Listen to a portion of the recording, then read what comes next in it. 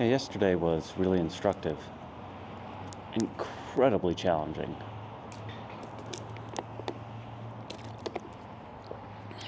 And still feeling the effects of that trigger in my body today.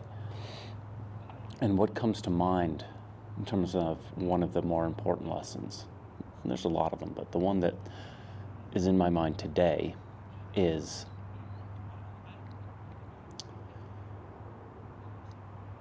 the degree of that trigger that comes from my traumatized child self. And whether you're doing internal family systems or adult children of alcoholics and dysfunctional families, and by whatever terms, there's an inner child or multiple inner children, multiple parts, inner teenager and so on, with distinct voices, distinct needs, distinct perspectives and feelings. And if there isn't an adult present within your own psyche, a healthy adult, a loving, unconditionally loving parent, that child does not feel safe. And because there's no loving, safe parent in the internal mind, the child's like, well, I have to be the parent. I have to be responsible. And that's a terrible position to put a child in. So part of recovery, if you're recovering from childhood trauma, and trauma can mean a lot of things. It can mean big T trauma, repeated little t trauma. So you have to develop your own inner loving parent one way or another in order to recover. And this is very true for people recovering from substance use disorders as well, of whatever kind. Because just being sober, not using a substance, doesn't mean you're emotionally sober. There's still a lot of work to do that really can't be done when there's a lot of substance use present. So stopping the substance is always step one, but then there's a lot of steps after that. So in terms of just how triggered and upset I got yesterday, nearly getting hit by a car, being physically threatened by the driver, what I was really able to notice, well, actually, I even noticed, and it's hard to do in the midst of a really strong trigger, but trying to find the wisest and most compassionate voice you can in your own mind, your own psyche, when things are really intense. So I did a whole series of things. I did push-ups, I did planks, I sort of put my shoulder against a wall and pushed against that wall like my life literally depended on it, because it helps discharge that fight energy. It's really powerful. It doesn't work though unless you actually push like your life depended on it. Then you feel a lot better.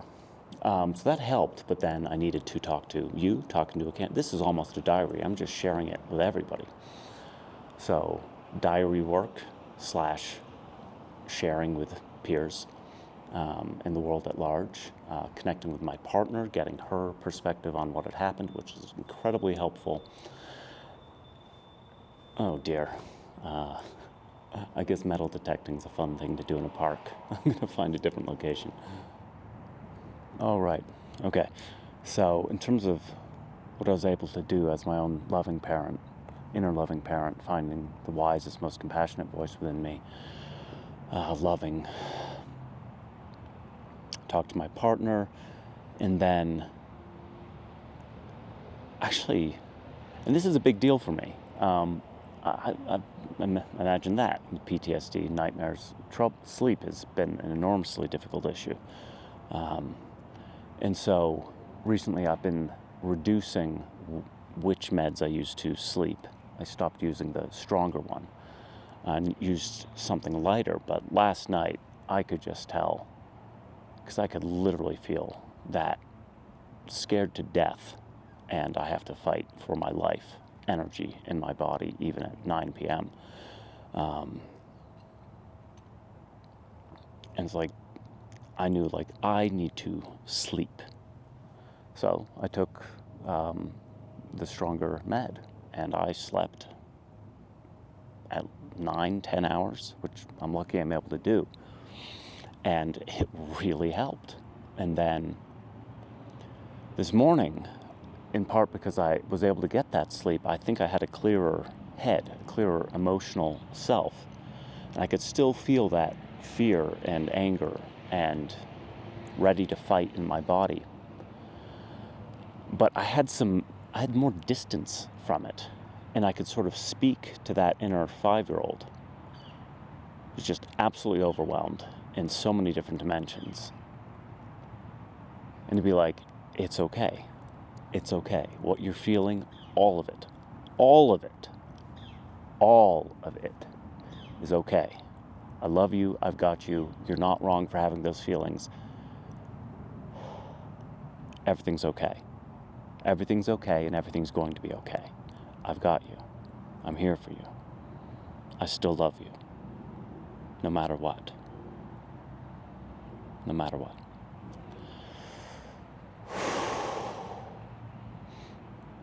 And the thing is, because I was able to speak to my inner child from my own inner loving parent, and with the inner loving parent create a container that's bigger than the inner child, and say, well, no matter how big your emotions are, it's okay. You won't overwhelm me with your emotions.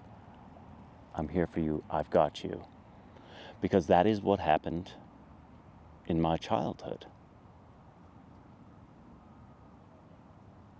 I would dysregulate the adults around me so extremely that some really extreme things happened. So there was an utter failure, which is not nearly a strong enough word for what actually happened.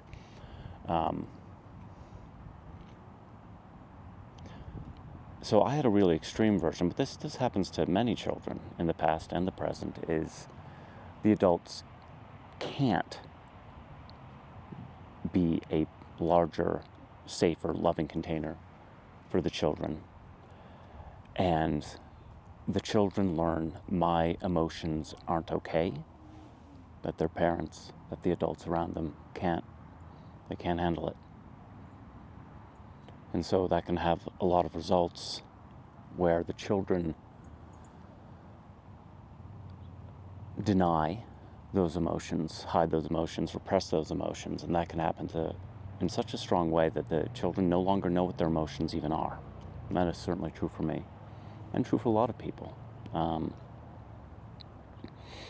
And then the children can end up being parentified children, where the children feel, oh, I have to take care of the emotional needs of my parents. And because you're a child, you don't know that that's not your role. It was never your role.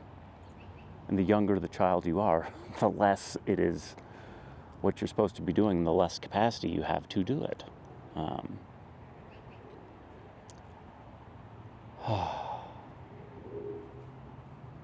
And so the fact that now, at age 40, and I have been doing this the past couple of years in therapy and treatment, but I'm really getting better now, saying, no, I've got you.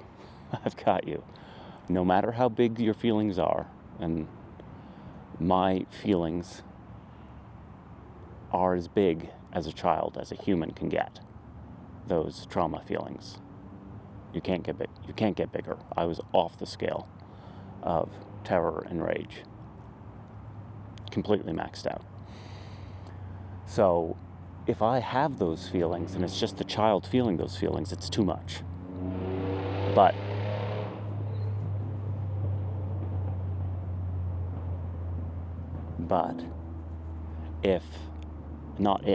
now that I have much more capacity to be a 40-year-old adult to my inner 5-year-old, everybody feels safe. The 40-year-old already feels safe because, well, he's 40 and he's in the present. He's good. He has resources. And the inner 5-year-old feels safe because the inner 40-year-old's got him. You're not alone in the world, and your feelings are absolutely okay. I'm going to help you work through them. I'm going to help you feel them, express them, understand them. And you, child, are not here to take care of me. I am here to take care of you, no matter what.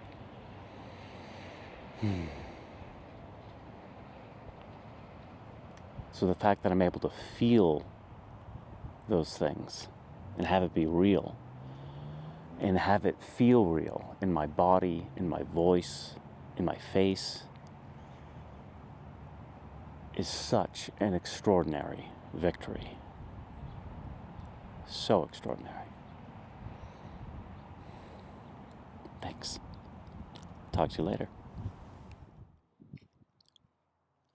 The truth is bulletproof, there's no fooling you. I don't dress the same. Me and who you say I was yesterday have gone our separate ways. Left my living fast somewhere in the past, 'cause that's for chasing cars. Turns out open bars lead to broken hearts and going way too far.